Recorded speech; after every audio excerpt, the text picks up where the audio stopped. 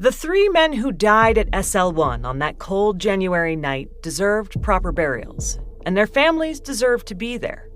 But the nature of the accident made that much more difficult. Richard McKinley, who was the only one to survive the initial blast, spent 2 hours on the floor of the mangled reactor building before rescuers could reach him. In that short period of time, he absorbed an enormous quantity of radiation, which, as I mentioned in the last episode, would have been enough to eventually kill him if he hadn't died of more acute injuries. It took 24 hours to retrieve Jack Burns' body, and a full 6 days to extract Dick Legg, who was pinned to the ceiling. So you can imagine how radioactive they had become, and not just their bodies. Everything about them was screamingly hot. All 3 bodies were so contaminated and activated. Metal exposed to neutrons can be activated. So the iron in our bodies, the fillings, your watch, glasses, belt buckle, everything could be activated. All of those metals, both in and on their bodies, were made up of normally stable atoms. But the uncontrolled chain reaction of the SL1 explosion released all these loose neutrons that then bombarded those stable metal atoms and made many of them radioactive. In addition, the blast embedded bits of uranium and fragments from the reactor into their bodies, adding to the contamination problem. One scientist said that the measurements of radiation coming off Dick Legg's body were almost as high as those coming off the destroyed reactor itself. But all 3 men were so radioactive that it was dangerous to simply be in a room with them. Because of that, several rather insensitive officials advocated for putting the 3 bodies in drums and burying them on the grounds of the National Reactor Testing Station. No ceremony, no funeral, no families.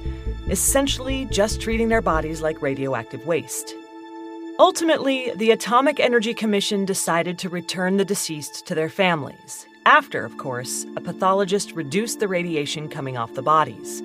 That horrific task involved removing certain parts of their corpses. I'm not going to go into the grisly details of how the autopsy team did that. If you want to read about it, I'd suggest Todd Tucker's book, Atomic America. Suffice to say, even after all this, the Army still had to transport the bodies and bury them in lead-lined caskets. The government ensured the families kept the funerals short, less than 10 minutes, and officials from the AEC monitored the entire proceedings. As an added measure of precaution, they lined Dick Legg's grave with 3 feet of concrete. It has a warning on it so that nobody ever disinters the guy because he's going to be radioactive till the end of time. Jack Burns was buried in his hometown of Utica, New York, and Richard McKinley at Arlington National Cemetery, with a permanent note attached to his record of internment. Victim of nuclear accident. Body is contaminated with long-life radioactive isotopes. Under no circumstances will the body be moved from this location without prior approval of the Atomic Energy Commission in consultation with this headquarters. Not the lasting legacy that any of these men had probably dreamed of, and it raises questions about the larger legacy we might be leaving future generations when it comes to nuclear energy and waste. I'm Laura Krantz, and this is Wild Thing, Going Nuclear, a series about the power of the universe contained in the tiny little package of the atom. You and I are living in the atomic age. The endless debate over harnessing that power, the mysteries of the universe, and whether we humans are responsible enough to mess with it.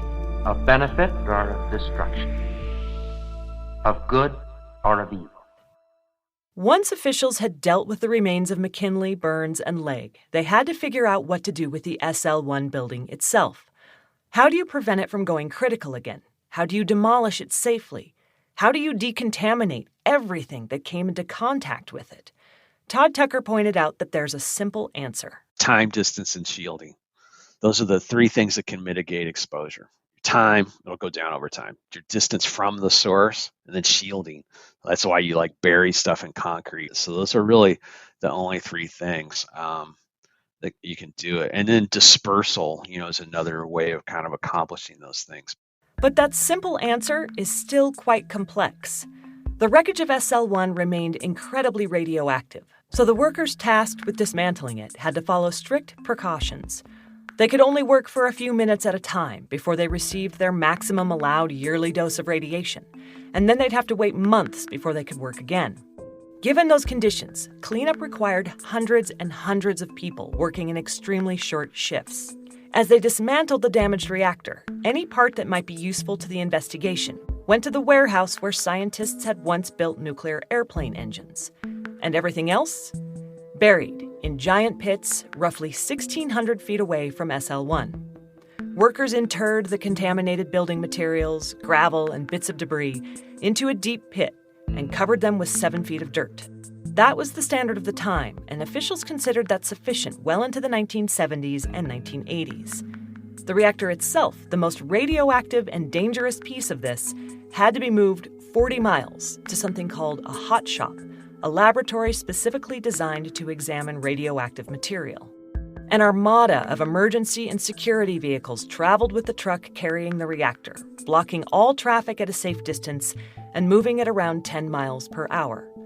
That 40-mile journey took 4 nail-biting hours as the damaged reactor still gave off enormous doses of radiation, measurable even as far away as 25 feet. Workers also dismantled and buried the metal silo that had held the reactor, but officials chose to let the other adjacent buildings remain in place. They were still radioactive, but much less so than the reactor building, and this would be an excellent opportunity for scientists to experiment with how to decontaminate a building, which they did to the best of their ability, vacuuming and wiping down surfaces, scrubbing floors and walls, until they considered it safe. People continued to work in those buildings for decades. By 1985, our understanding of contamination improved, and we realized that the levels in those old buildings were still way too high. The government ordered the destruction of all remaining SL1 structures. They ordered another cleanup in 2003, this time sequestering all the contaminated soil in a leak-proof landfill. Every 5 years, the Department of Energy tests and retests the soil around the former SL1 site. And if there are any traces of radiation from SL1, the cleanup will continue. Even though the standards at that time were less rigorous than they are now, dismantling SL1 took a tremendous amount of time, effort, and thought. And that process exemplified the thorny problem of how to deal with nuclear waste in general. Todd Tucker again.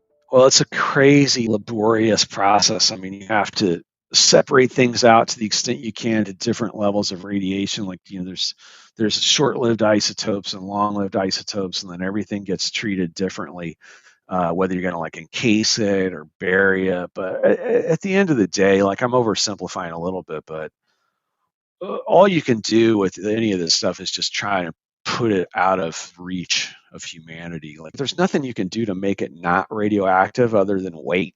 This is one of the big concerns about nuclear energy, the question of what to do with the spent fuel, the radioactive waste, the contaminated materials. Because even if we are exceptionally efficient and avoid any disasters or leaks, there are always still some radioactive byproducts that we have to deal with. And this million-dollar question came up in every conversation I had about nuclear energy. Can we safely operate, use this nuclear power, dispose of the waste properly? Are we going to bury it forever?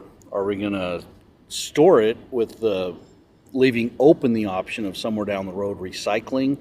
Or do we recycle now? And I think that the idea of an intergenerational poison, or that metaphor, is really about the waste and the materials and how do we store them safely? How do we protect people from that? I heard over and over again, even from people who advocate for nuclear energy, that we have to figure out the waste issue. Now, if you're like me, the words nuclear waste might conjure up visions of green glowing goo spilling out of barrels. It turns out, like everything else in this world of nuclear energy, it's a lot more complex than that. No, it doesn't glow in the dark. Robert Davis was a Navy nuke who first came to Idaho in 1972 to train on those reactors anchored way out in the desert. He's retired now, but after leaving the Navy, he ended up working in waste management, specifically on how we package radioactive materials. My job at that time was to make sure that all the procedures were followed to make sure we know what's going into this package. And then we provide all kinds of certifications on the package that can be anything from a stainless steel drum to much more robust overpacks of things that can literally withstand a train impact. As Robert points out, all waste is not created equally. And while there are many kinds of nuclear waste, for the purposes of this podcast, we're going to be talking about high-level waste, which includes spent nuclear fuel. The uranium or plutonium in a nuclear reactor goes through a chain reaction and generates energy along the way. When that fuel can no longer sustain that chain reaction, it's considered spent. This spent fuel is what people are usually talking about when we talk about waste and nuclear reactors. And Robert gave me a very simple overview of the process. Let's talk about the uranium fuel cycle. The most important part about that is that it also produces excessive neutrons, which allows then those neutrons to help spur the fission of other atoms, and this is what we call the chain reaction.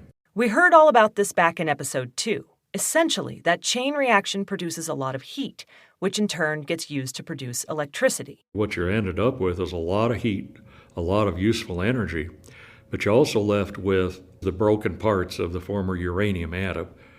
There's still, I don't want to make a cartoon out of this, but I like to say that they're still hopping mad. They're very radioactive. These are basically the remains of split uranium atoms, and they are super unstable and screamingly radioactive. So the first thing we do is try to cool it down, which in this case means both reducing the radioactivity and bringing down the actual temperature. If you put it in a deep pond or a deep pool, the water becomes a very good shield against the radiation. These are called cooling ponds or cooling pools. Think of a giant swimming pool lined with concrete and pretty deep, usually 40 feet or more. And the spent fuel elements will stay there until some of their radioactivity reduces. A lot of the most radioactive elements have an extremely short half-life, less than a year. If you remember from the last episode, a half-life is the amount of time it takes for a radioactive substance to decay by half. There'll be a lot of people that'll call me on this one, but for a general discussion like this, after 1 or 2 years, the fuel is still very radioactive, but it has lost a lot of its thermal heat. Okay. And so at this point in time, you can still shift the mode of storage from underwater pool to above ground, heavily reinforced steel, concrete vessels. Even after time in the cooling ponds, the radiation coming from these spent fuel rods remains high and requires careful handling and storage. Each element goes into dry storage, which are these very large steel-reinforced concrete containers. They look pretty utilitarian, just big gray cylinders, layered with enough concrete that you can safely walk right up to one. And then, those dry casks, as they're called, just sit there in tidy rows, usually on some sort of asphalt or concrete pad, because there's nowhere else for it to go. And that's what leads us into the question of what are we going to do with this spent nuclear fuel? Because we've got the value out of it, and now we have to discard its remains. Now, it's not like we didn't think about this early on. The question of what to do with the leftovers has always been on people's minds, but we thought there was a plan. Back in the early 70s, the United States government made a pact with the commercial nuclear power generators that said, go forth, produce power with this nuclear stuff, and we will worry about what to do with it. That was a long time ago, and ever since the 70s, the nuclear generating companies, they've been paying into this fund to support a waste repository. Back in 1982, multiple states had nuclear power plants with spent fuel piling up. Congress approved a plan to look at potential sites for 2 national repositories, including in Washington, Texas, and Nevada. In 1987, over the objections of state leaders, Congress amended their plan and chose Nevada, specifically a remote geologic site known as Yucca Mountain, to be the nation's only nuclear waste site. There is debate as to whether the site was chosen because it was actually the best site or because of politics. Nevada had no power in the Senate. I was brand new. So Nevada got it. And it was that result of that I had to do a lot of work on it. That was former Senate Majority Leader Harry Reid, whom you may remember from last season when we talked about UFOs. I spoke with him before he passed away in 2021. And the good senator from Nevada was not keen on the idea of burying America's nuclear waste in his home state. He made it something of a personal crusade to stop the project. And it was very hard to do. I shouldn't take credit for it all, but I had quite a bit to do with it. I made this the issue in Nevada. He hammered on the point that transporting all this material would be dangerous, threatening communities along highways and railroads. What if a train derailed? What if a storage cask fell off a truck? People did not want nuclear waste to be shipped through Denver, Colorado, Salt Lake City. A lot of people joined, and this is not a good thing to do. He brought up the possibility of terrorist attacks. Surely our enemies would be keen to get their hands on these materials. Especially with domestic terrorism in those days coming to the fro. And of course, tourism is Nevada's #1 industry. And what tourist would want to go to a radioactive state? For the record, twice a year, visitors flock to the Trinity site in New Mexico, where the military tested the first atom bomb. So many want to visit that the military now limits access and checks people's pockets to make sure they're not stealing chunks of nuclear-blasted sand. This season of Wild Thing is supported solely by First Light Capital Group. Founded by female entrepreneur Alba Toll, First Light Capital Group is an innovative investment firm that strives to generate outstanding financial returns and change how the industry fosters talent and diversity. First Light has a dual-pronged mission. First, it trades public equities, private equities, and debt using its proprietary data-informed investment process. And second, through a separate seed fund, it seeks to cultivate the next generation of female entrepreneurs by providing women-led businesses in the technology and biotechnology sectors with the capital, infrastructure support, and mentorship needed to take their companies to the next level. To learn more about First Light Capital Group, please visit firstlightcapitalgroup.com. Now, to be clear, Senator Reid was not anti-nuclear. I am a total enemy of coal. It's so bad. That's why we have climate change. There are other reasons, like oil, natural gas. So having the feeling I have about fossil fuel, I think we should not give up on nuclear for generating electricity. So if we could get rid of all fossil fuels in America, we'd be much better off as a country. And then we'd have to do what we had to do to make sure that nuclear was safe. He just didn't think the spent fuel should be in his backyard. Why do we need to ship it to Nevada? Leave it where it is. Put it in a dry cask storage container. That's the answer to it now. Leave it where it is. You don't have to transport it. Transporting it is scary. In 1987, when Harry Reid first took on this task of shutting down Yucca Mountain, he sat pretty low in the ranks of the Senate. But by 2011, Senator Reid was the Senate Majority Leader, one of the nation's most powerful politicians, who used his clout to strip the funding for Yucca Mountain out of the federal budget, despite the fact that billions of dollars had already been spent on the project. Attempts to get the project going again have fallen flat, and Senator Reid seemed to think that he'd successfully killed the plan. I personally think it's never going to happen because they've spent billions of dollars already on Yucca Mountain. And if you go to Yucca Mountain now, what do they have for all that money they spent? Nothing. There's nothing there except a hole in it, a tunnel in the side of a hill. It would cost billions of dollars to restart that. I don't think it's going to happen. But the government promised to create a national repository, and people have paid taxes into the fund for that for decades now. So the fight over Yucca Mountain may not yet be over. That spent fuel has to go somewhere, as Robert Davis points out. Let's talk about how many nuclear plants are there now in the United States, and its number's about 100 nuclear reactors. Every one of those sites has all that spent fuel still there. They can't move it anywhere because there's no place to put it. Not to mention that if we are truly concerned about accidents and spillage and criminal types stealing these materials, wouldn't it make more sense to have it all heavily guarded in one place? How many places do you want to administratively control for the next few centuries? Do you want to do it in one place or 100 places? In Robert's opinion, it's way better to have everything under one roof because he thinks it will make the job of protecting future generations much easier. But where? Because we are talking about very long timetables for spent fuel and other extremely radioactive materials, with half-lives that extend for thousands, if not millions of years. Although by then, humans may also be long gone. The nuclear waste doesn't get phased out over a few decades. It's going to be around for literally thousands of generations. Don Hancock is the Nuclear Waste Program Director at the Southwest Research and Information Center, which is an environmental watchdog organization based in Albuquerque, New Mexico. He thinks the world will phase nuclear energy out over the next few decades, replacing it with wind and solar.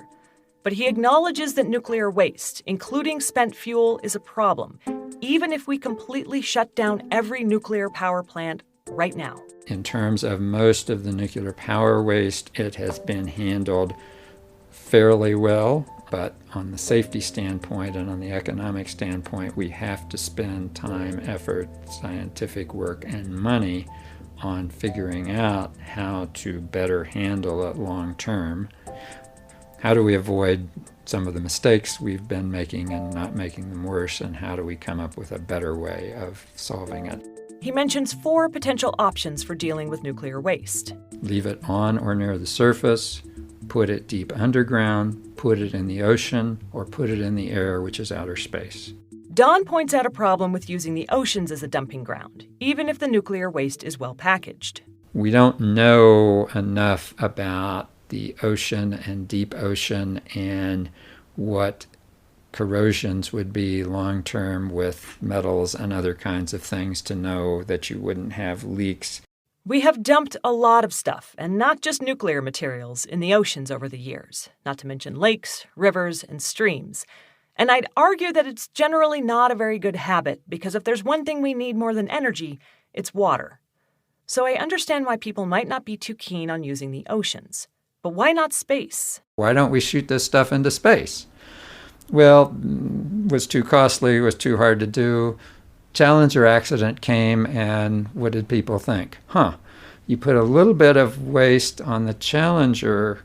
When the Challenger blows up, it goes anywhere and everywhere, right? So that leaves us with 2 options. What we're currently doing, which is leaving it on or near the surface, and the second is putting it deep underground.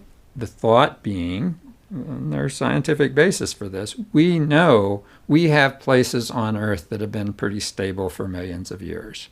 So if they've been stable for millions of years, might they not be stable for millions of years more? So if you can find places like that you can adequately depend on the geology and the packaging of the waste to likely withstand being there for thousands of generations, then that seems safer than any of the other 3 options. A deep geologic repository does seem like the safest bet in many ways. The problem, of course, is again, where? Harry Reid and much of Nevada didn't want it in their backyard.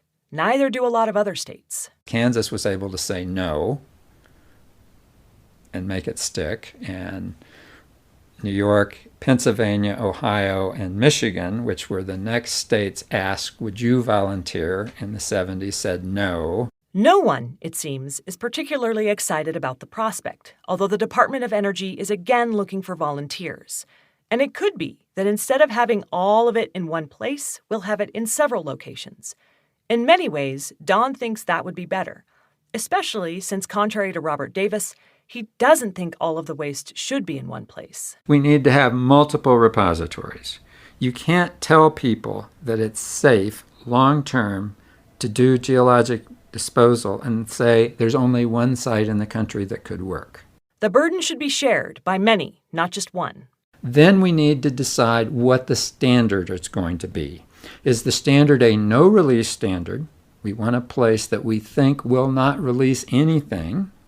Or we're okay with the standard that we kill one person every 10 years from releases from the repository. What risks are we willing to accept? And then we should do the exploration of what places technically and economically and politically are willing to consider it. It's a very difficult problem because you've got to have generational buy-in. And how do we deal with this problem in a way that's acceptable now and to future generations? The waste problem is one we need to solve before we get too much further with our nuclear energy plans. We can't just keep kicking it down the road, hoping we figure it out. As we learned at the beginning of this episode, the 3 keys to managing anything radioactive are time, distance, and shielding. So we need a place that will last a long period of time, that won't be disrupted by earthquakes or floods. It needs to be remote, distant, from people and the things we need, like water. And we should entomb everything we bury in a way that none of that radioactivity can escape, shielding us and the environment. The how seems straightforward, but the where is infinitely complex. Is it one place or many? Do we force it onto a place that doesn't want it, like Yucca Mountain? Or wait for a community to raise its hand and say, we'll take it? And finally, how do we warn those future generations of the dangers that these materials pose? What permanent note do we attach to this record of internment? The question is, how do we handle it in this generation so that the next generation and the next generation and the generations we hope to come afterwards understand what we've done and understand why we did it and understand it enough to know if there start being problems. Our understanding of nuclear power has grown since we first started experimenting with atoms. It's likely that that understanding will only increase and potentially lead us to a better solution for the waste. Scientists have recently found microbes that can eat nuclear waste and make it less likely to move through the environment, although that kind of sounds like the start of some sort of campy horror movie. But even as our scientific knowledge advances and our technology improves, the dangers of nuclear energy feel very pressing. Mistakes, accidents, deliberate attacks. For many, the risks still seem too high.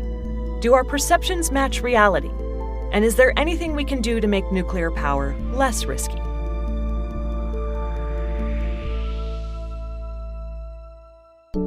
If you're enjoying Wild Thing, please leave us a review wherever you listen to podcasts. Also, definitely tell your friends. It really helps get the word out about the show and makes another season more likely. We're on social media, Twitter, Facebook, Instagram. Look for @WildThingPod. For more information about the show, and of course, if you want some t-shirts or cool stickers, check out the website, wildthingpodcast.com. That's WildThingPodcast, all one word. This podcast is a production of Foxtopus Inc., with generous support from First Light Capital. Wild Thing is edited by Alicia Lincoln, with sound mixing and music from Louis Weeks. Our executive producer is Scott Carney, and I'm your host and creator, Laura Krantz.